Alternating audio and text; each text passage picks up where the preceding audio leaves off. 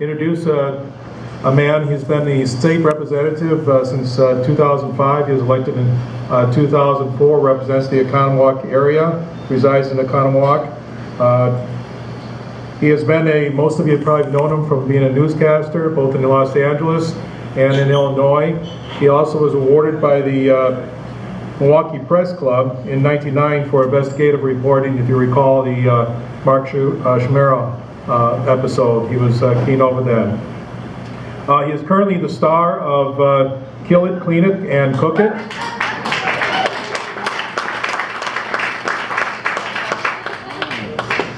He is quite the devoted husband, proud father of 2 daughters. It is a great pleasure to introduce my friend and your friend to all, Mr. Joe, State Representative Joel Kleefisch.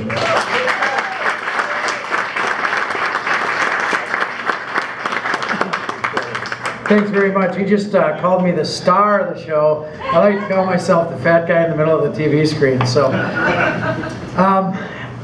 my name's Joel Kleefisch. My official title is second dude, or father, chauffeur, limousine driver, taxi driver.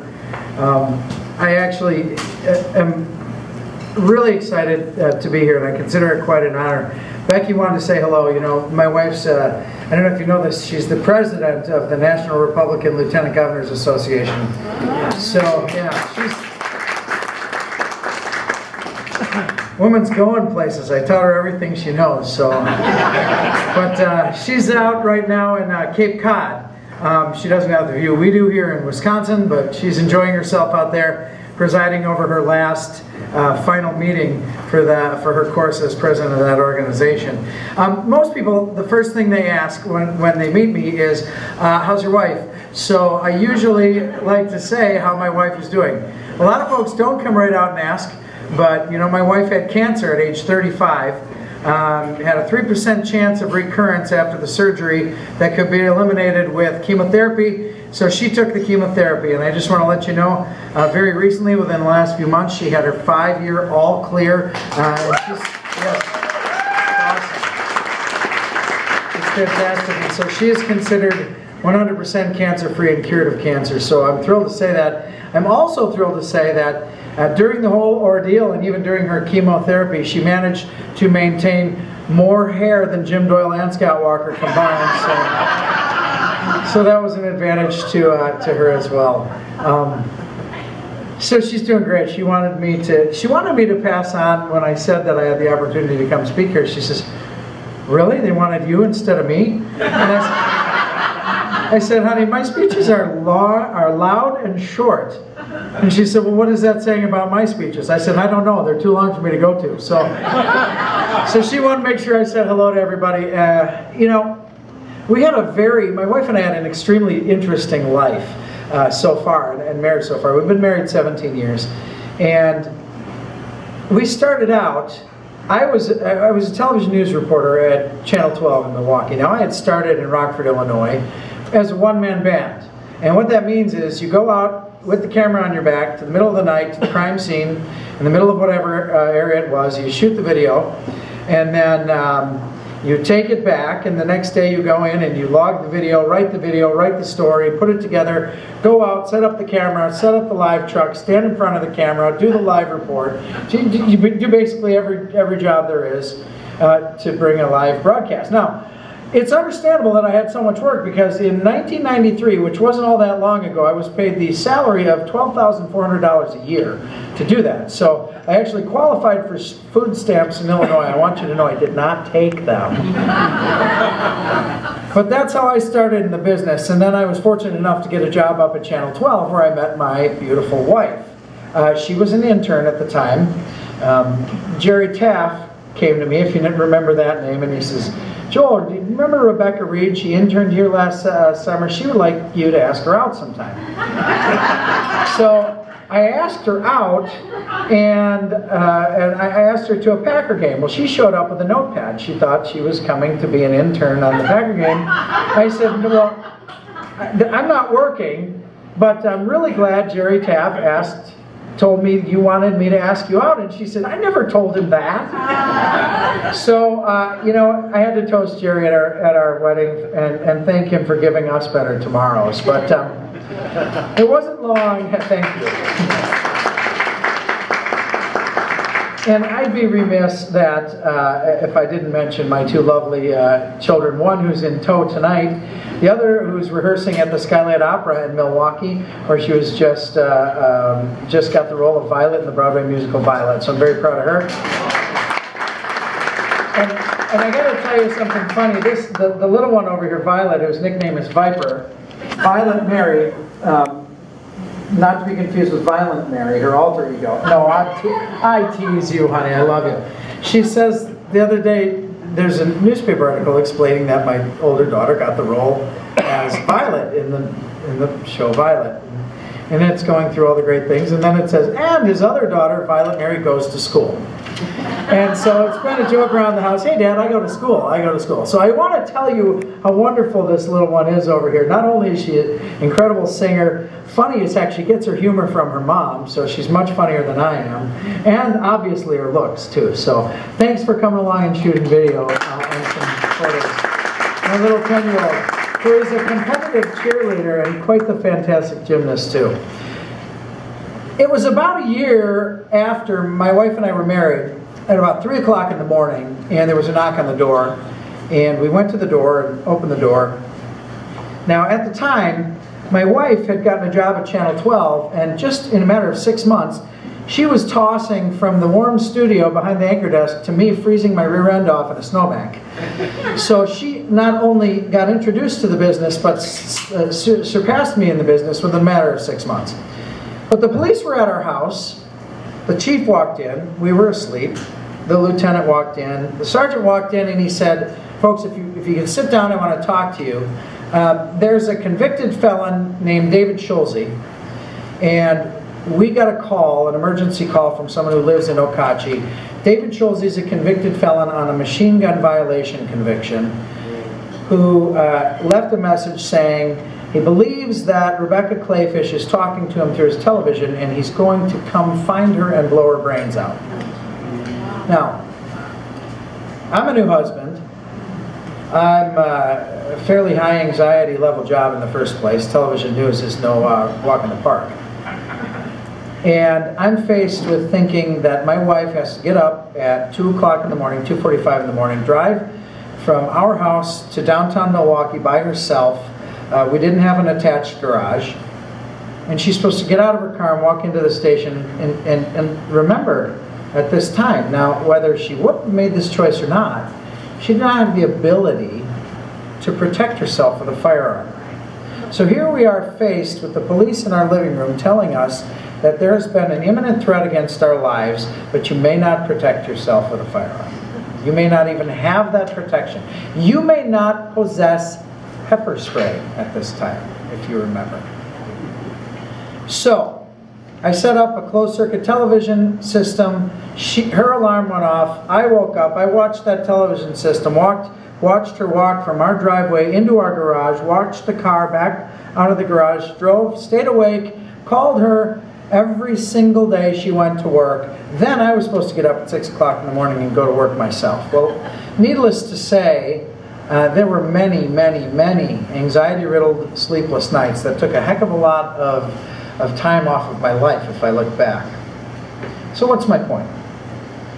Whether my wife would have felt comfortable carrying a firearm is really not relevant.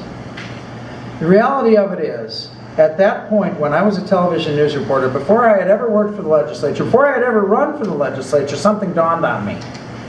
We live in a society, in a state, and a country that was set up by people who said, you have a right to your constitutional right to bear arms and protect yourself. And here I was feeling like I had no way to protect my new wife. And for those of you who strongly support the Second Amendment, God bless you and thank you for being here, but try to put yourself in that place for a minute of knowing, you know, there's no there was no protect your house doctrine, castle doctrine, protect your family doctrine, nothing at the time. Knowing that if I'm watching that closed circuit TV, somebody approaches my wife, I go downstairs, open the door, shoot him with a shotgun. Who's going to prison? I'm going to prison. So I want to tell you what that's leading me to is to help you to understand. When you look at it and you look at the superficial business we do in the Capitol, you say, God darn it, nothing's getting done, nothing's getting done, nothing's getting done. But if you look at the steps we have made and the changes we've made and the incremental improvements we've made, it will blow your mind. And guess what? I never heard that on the media. I never heard it on the media. Imagine that. From the time I was elected as a legislator, this is just the list I came up with 5 minutes while I was sitting here. Now I have the honor of being the criminal justice chairman. I co-authored a bill that allows concealed carry. I lead authored a bill that allows the concealed carry of automatic weapons, automatic knives. Not automatic firearms, automatic knives. We have concealed carry now, crossover for veterans, automatic from other states. Automatic concealed carry for veterans who are stationed here, not just who live here. We have concealed carry for retired law enforcement on school grounds. So now we have force multipliers. Before, a former cop couldn't carry a gun on school grounds. Now listen, I get it that in the gamut of gun supporters, there's a wide breadth. And some say, well, I don't want police to have a right that I don't have yet. But folks, I'm telling you, take a look at the way Democrats do it. Little steps. Little steps until they own the playground. So it's time we as conservatives and Republicans start to take a look at the way they've done it successfully and do that ourselves. And I'm here to tell you today, the legislature that has been in place since we took over the legislature and the governor's office has been doing it. Uncased firearms in your car. Now something as simple as that, and something as simple as the difference between hunting and firearms rights, they cross over each other all the time. If you've got a cased firearm in your car, you open your door and there's a bear charging you, how are you going to protect yourself if that firearm's still in a case? You couldn't used to lean your gun up against your vehicle. How ridiculous is that? So instead you're searching around. I remember, where am I going to set this on the ground? So it's much more dangerous to have a gun sitting on the ground that can be kicked and go off on the ground than it is leaning up against a car. These might seem little things, but in the grand scheme of things, where we've come in the last 8 years should boggle your mind. In the state of Wisconsin, the second to the last state that allowed concealed carry. And let me tell you another secret that very few people know and understand. Not all the Democrats are fighting us all the way on this. Very slowly, as we get into their ears, they start to understand the value of protecting rights. Lena Taylor voted for the concealed carry bill. Wow. How many people in here even knew that? Now, a few of you probably knew that. I didn't know that. Lena Taylor voted for the concealed carry bill, and guess what she did last year? Some people know this. She got a permit. Yes. She went with her son turkey hunting with me. And she and her son shot 2 turkeys on a mentored hunt with me. This is a person who never probably would have taken up a recreational activity with a firearm, who was giddy over the fact that she and her son shot their Thanksgiving turkeys. Wow. Don't give up, folks. Let me tell you, as an extremely conservative person, don't give up on the fact that sometimes, over time, logic can win. Logic and a little foresight and a little nudging can win over time. This will blow your mind. I got approached by Therese Berceau. Does anybody know that name, Therese Berceau? She's notably, well, Don Pridemore probably does. Therese Perceau is one of the most liberal members, if not the most liberal member of the Wisconsin State Assembly.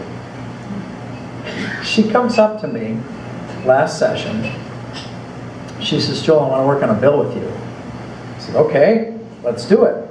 I love good ideas. I don't care who they come from, folks. I honestly don't care who they come from. Therese Perceau says, I would like to do a tax exemption for purchases of gun safes. I said, absolutely. Let's do it. Biometric and everything else. Because, folks, let me ask you a question. What happens when someone purchases a gun safe? What do they want to do with the gun safe? Fill it! And they're starting so slowly to come around those corners and understand this is not an us versus them. This is an us, law-abiding citizens versus them, non-law-abiding citizens. You'll never guess who I teamed up with to pass a bill last session. LaTanya Johnson from Milwaukee. Wow. LaTanya Johnson came to me and said, Joel, I'm so tired of people who are honest citizens taking the rap for bad people who use guns. I said, well, we certainly agree on that. We wrote a bill that stiffens the penalties and makes it a felony for a felon who commits a crime with a gun. So automatically 10 years in prison. No judge in Milwaukee allowing the revolving door. Nobody saying you're having probation. Automatically, if you're a convicted felon and you use a gun to commit a crime, you're going away for 10 years to think about it. LaTanya Johnson was the co-lead author. She came out of her caucus and she's looked frazzled. She said, I don't think they understand yet, but I'm working on it. Well, guess what? We had a whole bunch of Democrats vote for that bill when it came to the floor. So where does this put you? If you're ever out there and you think for 1 minute that contacting your legislator is a waste of time, let me tell you, legislators are sometimes scared of their own shadows. They get 10 letters from somebody about something and they're panicking. Don't be afraid. I had 23 bills signed into law last session. Now I'm going to tell you, I'm not proud of that. I wouldn't be proud of that if they were all new laws and new legislation. But about 19 of them were repeals of old bad laws. And you know what?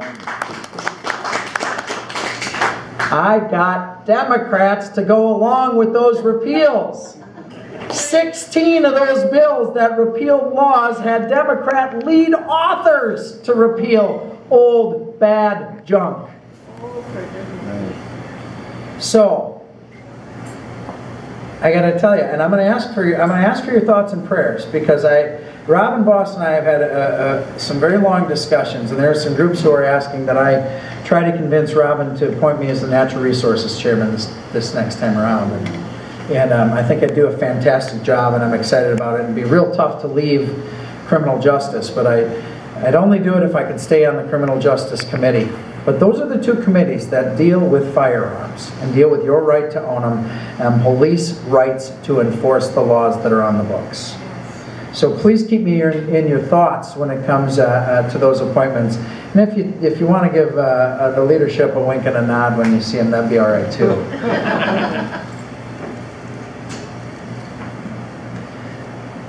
Don't give up the fight. Don't think for a minute that they will not very slowly, very methodically try to reduce your magazines from 30 to 10. Try to reduce your magazines from 10 to 3. Try to reduce your semi-automatics from 3-pound trigger weight to 10-pound trigger weight. Don't think that every little minuscule bit that takes something away from your rights to protect yourself and your family will get bigger and bigger and bigger. And the most important thing coming up here in November, the most important thing is that you remember those people, those powerful people we put into place for the rest of their lives make the decisions as to whether the laws we pass will stand or fall. But beyond that, if we start losing out and not paying attention to the top, what do you think drops off underneath? We lose Congress, we lose our state Senate, we lose our state assembly, and I hate to say it, Newt Gingrich got picked on for saying it, George Bush got picked on for saying it. If you don't have the majority, you got nothing. God bless you guys. Thanks so much for coming out. It's been a joy and a pleasure. Thank you. I appreciate it. It's an honor to be here.